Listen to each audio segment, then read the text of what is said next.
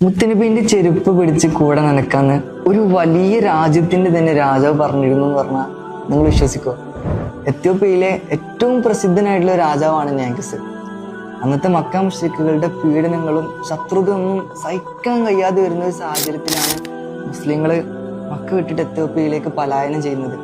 അതിന് അവിടെ വന്ന് മുസ്ലിങ്ങളുടെ സത്യസന്ധതയും അവരുടെ സൽസ്വഭാവം കണ്ടിട്ടാണ് നേഗസ് ഇസ്ലാമിലേക്ക് ആകർഷിക്കപ്പെടുന്നത്. അങ്ങനെ അവരിൽ നിന്ന് കേട്ടറിഞ്ഞ നബിയെ പിന്നീട് നേഗസ് നബിയുമായിട്ട് അഗാധമായിട്ടുള്ള പ്രണയത്തിൽ ഏർപ്പെടുകയാണ്. അങ്ങനെ നേഗസ് പറയുന്നുണ്ട്, എനിക്കെങ്ങാനും അള്ളാഹു ഈ രാഷ്ട്രങ്ങളുടെയും സമുദായത്തിനൊന്നും ഉത്തരവാദിത്വം തന്നില്ലായിരുന്നു എന്നുണ്ടെങ്കിൽ ഞാന് മുത്തുനബിയുടെ കൂടെ ചെന്ന് നബിതങ്ങളുടെ പാദങ്ങൾ സ്പർശിച്ച് ആ ചെരുപ്പ് എടുത്ത് നബിതങ്ങളുടെ കൂടെ അങ്ങനെ നടക്കുമായിരുന്നു. കാരണം നേഗസിന് അറിയാം, ഈ ദുനിയാവില് നബിതങ്ങളുടെ കൂടെ നടക്കുന്നതിനേക്കാൾ ഒരു സ്ഥാനവും ഒരു രാജാവിനും ഇല്ല എന്നുള്ളത് നേഗസ് രാജാവ് അനുഭവിച്ചറിഞ്ഞതാണ്.